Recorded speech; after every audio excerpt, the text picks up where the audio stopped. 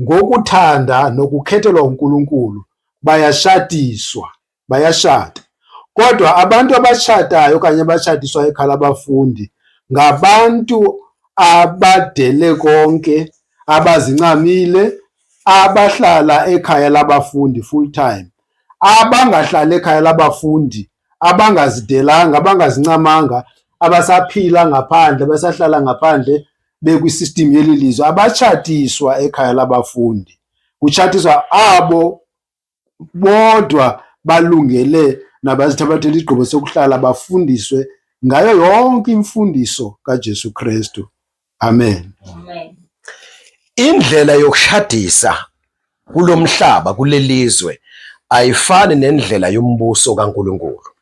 Imfundiso yombuso kaNkulunkulu ayifani nemfundiso yalelizwe. Now ngithe kubazalwane lemgomo siyithula ngenxa ukuthi khona esesikufundile esesikubonile. Bakhona abantu esibashadisile ekhaya labafundi bengahlali khona. Then sabona futhi ukuthi kunamphumela muni ongemuhle ukwenza kanjalo.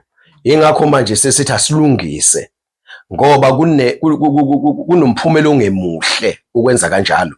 So ke manje siyanquma ukuthi ke ekhaya labafundi umuntu othi ke usedele konke uyihlukanisela uJesu Kristu.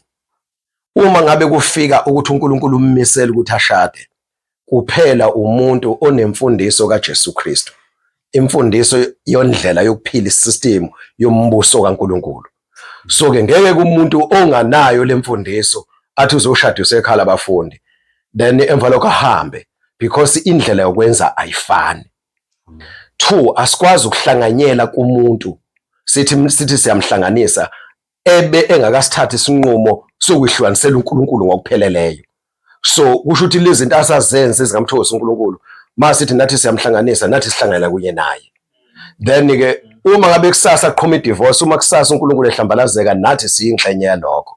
So ingakho ke manje siyavumelana thina la ekhaya labafundi ukuthi sizohlanganisa abantu esebabona ukuthi ke banqumile ukuthi baphile embusweni kaNkulunkulu ngokupheleleyo, abasadingi lutho olwalelizwe olunye. Lokho bazalwane siyakwazi iverse lithini? Ezra chapter 10 verse 2. uEzra bazalwane kuyaziwa abe awuthathi ngaphandle kwabezizwe. So kuyaziwa nje ezweni kaNkulunkulu. Secondly, uJakobe siyamkhumbula uJakobe ebaleka ezweni lakubo waya ohlala nomalume wakhe uLabani. Ilapha afika athola khona amakhosikazi akhe, wazala abantwana, bakhula, egcineni bagcina begana abafana bakhe njengesizwe, baqale beumndeni bagcina sebeyisizwe.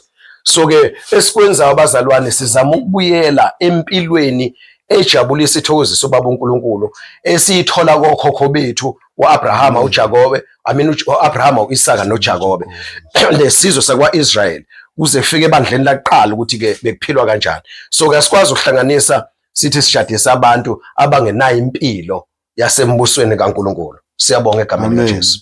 AbaseKorinte besibini chapter 6 verse 14 to 16, or 2 Corinthians chapter 6 verse 14 to 16, and Matthew chapter 28 verse 19 to 20. Sisekela ke lo mgomo